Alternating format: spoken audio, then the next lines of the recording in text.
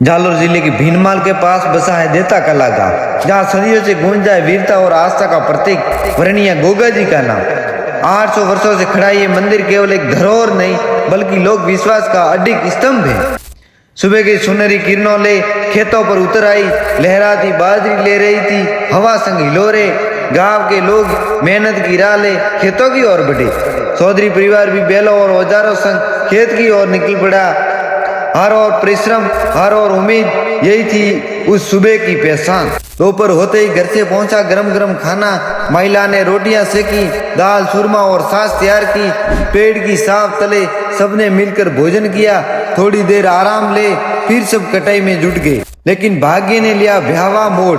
बर्तन धोती महिला की नजर पड़ी बिलोने की गोली पर और उसमें लिपटा था एक बिस्तर शाम। उसका हृदय कांप उठा। हे राम, ये सांस तो खेत भेजी थी, अब तो मृत्यु निश्चित है। आंखों में आंसू और मन में डर वह खेत की ओर भागी। खेत पहुंची तो देखा परिवार भोजन कर चुका था। उसके पैरों तले जमीन खिसक गई, जैसे उसकी दुनिया अंधकार में डूब गई।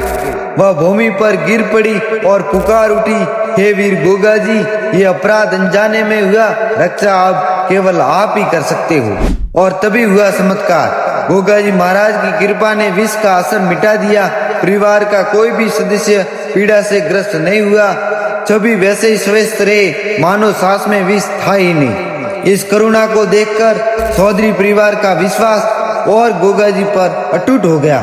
उन्होंने सैकड़ों बीघा जमीन गोगा जी को ओरण के रूप में अर्पित कर दी और वही स्थापित हुआ वरणीय गोगा जी का मंदिर, जो आज भी लोक आस्था का अखंड दीप है।